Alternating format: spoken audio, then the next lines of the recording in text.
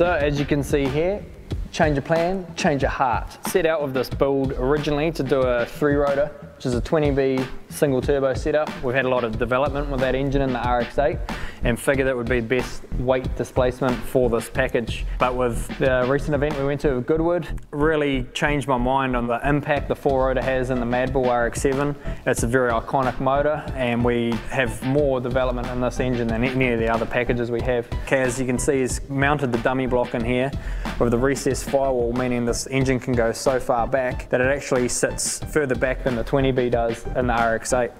So the weight displacement's going to be good, and then to bring the power, because we wanted 1,000 horsepower, the 20B, with this 4-rotor, we're going to chuck 2 turbos on the side for you guys, and then we're going to be boasting 1,200 horsepower on low boost, which is going to be quite exciting, not only for myself to drive, but for TBR to try and get some traction in this thing.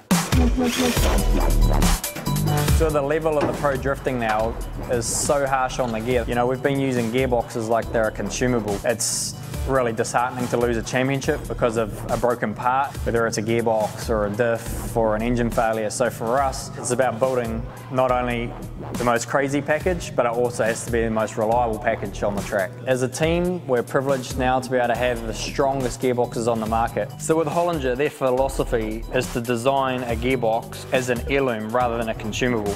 So a big advantage for us with a 6-speed sequential gearbox is that we're able to change every gear. Each gear is slid onto the shaft, and which is super crucial for us with the rotary engine, which is hard for us to produce torque. Make sure that every gear is super close to be able to keep the thing spooled in its power band. All right, these bad boys, these are our axles. These literally just showed up in the shop this morning.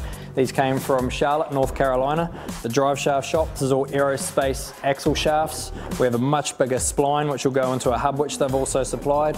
They have a much longer through bolt. And then you can see this here, which will connect to our Winters quick change diff, which is a Porsche CV. Okay, so what we're looking at here, this is our rear end. This is the diff, which has been shipped over here and assembled by ASD Autosport Dynamics. And one of the main advantages with this quick change rear end is not only its strength, but with the quick change ratios, the guys can change the gear ratios as fast as the guys can change the tyres on this car.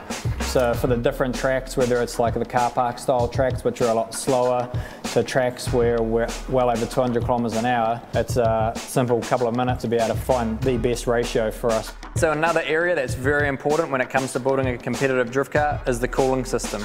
So as a team, we have 100% confidence to be able to push the absolute extremes out of our engines and keep everything cool with this new PWR product.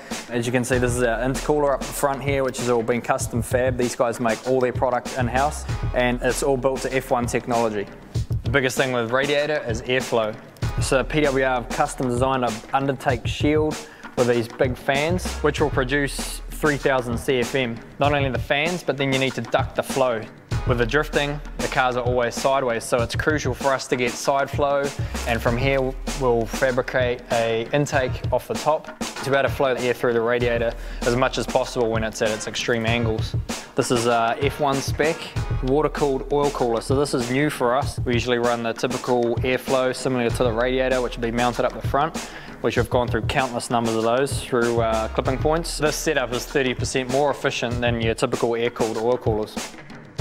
Okay, so that's it for the driveline and cooling side of things, so I'm super excited about the 4-rotor twin turbo setup. This thing's going to be badass, and it's only months away before it hits the track.